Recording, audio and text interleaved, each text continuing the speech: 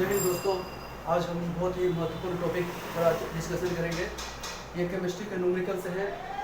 ज़्यादातर परीक्षा में, खासकर बीपीएससी पीटी में 1 से 2 प्रश्न यहाँ से पूछे जाते हैं और ये होता बहुत आसान है, लेकिन देखने में ये इतना टफ लगता है कि अक्सर विद्यार्थी इसको छोड़ करके आगे बढ़ जाता है और इसको सॉल्व नहीं करता है कि पता नहीं ज़्यादा समय लग जाएगा, पता नहीं होगा कि नहीं होगा, इस वजह से ये क्वेश्चन छूट जाता है। आज हम लोग इसको सॉल्व करेंगे बहुत ही आसान तरीके से। ठीक है, आप लोग ध्यान से देखिएगा। पहला क्वेश्चन पढ़ते हैं। पहला क्वेश्चन है कि एक तत्व में इलेक्ट्रॉनों और न्यूट्रॉनों की संख्या क्रमशः 18 और 20 है, तो इस तत्व की द्रव्यमान संख्या क्या होगी। ठीक है, तो सूत्र है द्रव्यमान संख्या बराबर प्रोटॉन की संख्या, प्रोटॉनों की संख्या और प्लस न्यूट्रॉनों की संख्या,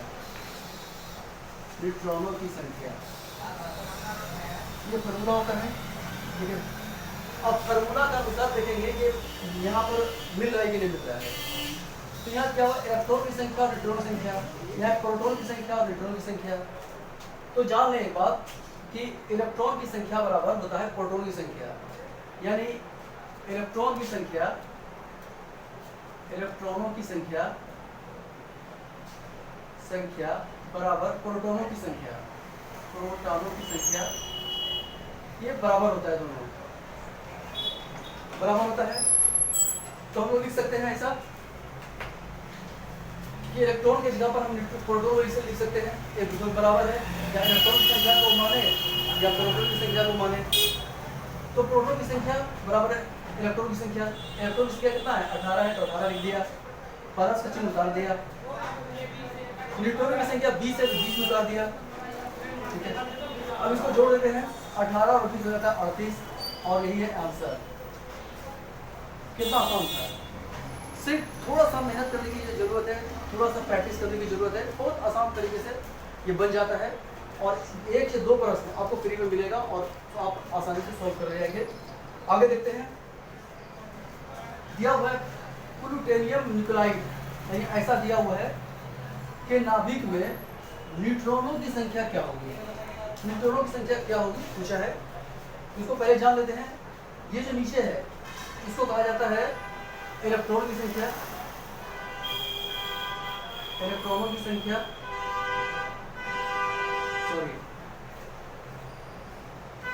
परमाणु संख्या से कहा जाता है, परमाणु संख्या। और परमाणु संख्या बराबर होता है प्रोटॉनों की संख्या, ये फार्मूला है। ये जो 242 है, इसको कहा जाता है द्रव्यमान संख्या, कर दिया हमने। अब पूछा कि न्यूट्रॉन की संख्या क्या हो गई, तो हम लोग देखे हैं द्रव्यमान संख्या बराबर प्रोटॉन की संख्या प्लस न्यूट्रॉन की संख्या। तो न्यूट्रॉन की संख्या निकालेंगे, न्यूट्रॉन की संख्या द्रव्यमान संख्या में घटा देंगे प्रोटॉन को, द्रव्यमान संख्या माइनस न्यूट्रॉन है प्रोटॉन की संख्या, प्रोटॉनों की संख्या को घटा देंगे। न्यूट्रॉन की संख्या हमने देखे हैं, निकालना है न्यूट्रॉन की संख्या। द्रव्यमान संख्या है 242 हमने लिख दिया है, माइनस तो माइनस का चिन्ह हमने उतार दिया है। प्रोटॉन की संख्या, परमाणु संख्या बराबर प्रोटॉन की संख्या, 94 है तो 94 लिख दिया। अब इसको घटाते हैं, कितना होगा, 12 में से 4 गया तो होगा 8, 3 13 बच गया, 9 4 13। तो इसे हम घटाएंगे, 4 3 1 लेंगे तो 13 में से 9 घटाएंगे तो 9 4 12, 9 5 9 4 13 और 1 उतर जाएगा। ठीक है, 148, यही हो गया आंसर। न्यूट्रॉन की संख्या 148। एक और प्रश्न है कि बेंजीन में सिग्मा और पाई बॉन्ड की संख्या कितनी होती है। सिग्मा और पाई बॉन्ड कितने होते हैं बेंजीन में। बेंजीन का सूत्र होता है C6H6, इसका रासायनिक सूत्र है C6H6। इसको यदि हम लोग स्ट्रक्चर तोड़ेंगे तो बनाएंगे तो ऐसा होगा, ऐसा होता है बेंजीन का, ऐसा होता है बेंजीन। और हर अल्टरनेट में डबल बॉन्ड होता है। अगर यहाँ पर डबल बॉन्ड दिया, एक के बाद डबल बॉन्ड होता है, इसको छोड़ के यहाँ पर डबल बॉन्ड होता है। ये बेंजीन का रासायनिक सूत्र है। अब इसको तोड़ेंगे, कैसे बना हुआ है? कार्बन 6 और हाइड्रोजन 6 से जुड़ा रहता है। ये कार्बन 6, एक कार्बन, दो कार्बन, तीन कार्बन, चार कार्बन, फिर इसे 5 कार्बन, फिर हो गया 6 कार्बन, ये जुड़ जाएगा, 6 कार्बन हो गया। प्रत्येक कार्बन के साथ एक हाइड्रोजन परमाणु जुड़ेगा। जोड़ते हैं, एक जोड़ दिया हमने, एक जोड़ दिया हमने, एक जोड़ दिया हमने, इसे भी जोड़ दिया हमने, इसे भी जोड़ दिया हमने, इसे भी जोड़ दिया हमने। हर अल्टरनेट बॉन्ड के साथ डबल बॉन्ड होगा। ठीक है, मान लिया हमने यहाँ पर एक बॉन्ड दिया है, डबल बॉन्ड, एक को छोड़कर यहाँ देना पड़ेगा, एक को छोड़कर फिर यहाँ देना पड़ेगा। ठीक है, हो गया। अब बॉन्ड गिनेंगे। ठीक है, तो होता है sigma bond, sigma bond is a single bond. Sigma bond, single bond को सिग्मा बॉन्ड कहा जाता है। सिंगल बॉन्ड ढूंढते हैं कार्बन के साथ, 1 2 3 4 5 6 7 8 9 10 11 12, तो क्या 12 सिग्मा बॉन्ड। दूसरा है पाई बॉन्ड। क्या होगी पाई बॉन्ड? पाई बॉन्ड की संख्या क्या होगी? Pi bond that is double bond. Double bond कहा जाता है पाई बॉन्ड। तो डबल बॉन्ड लिख लिया है। डबल बॉन्ड ढूंढते कितना है?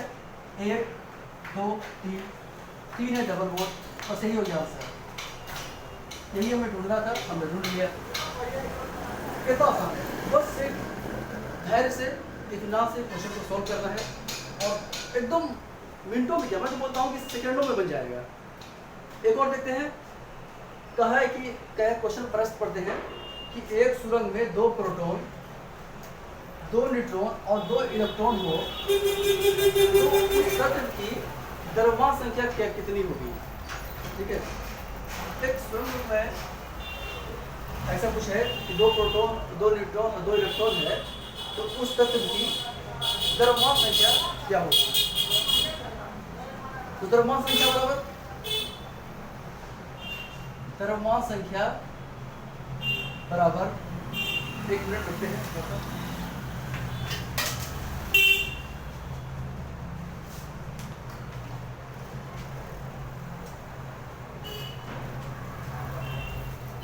यहाँ पर थोड़ा सा करेक्शन कर लेते हैं। एक परमाणु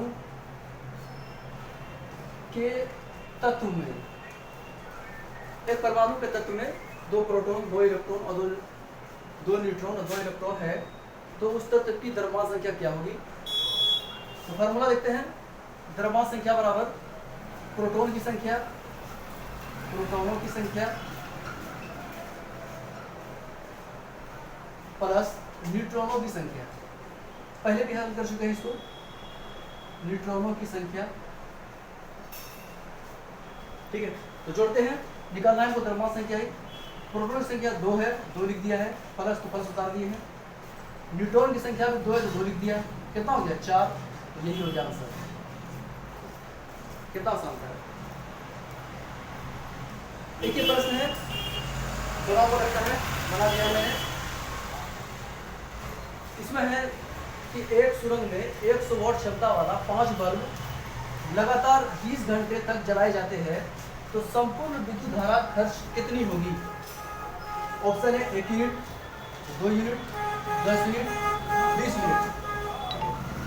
तो एक बल्ब जलने पर विद्युत खपत होता है, उसका कितना होता है? इसका फॉर्मूला है वाट गुना घंटा बटे 1000।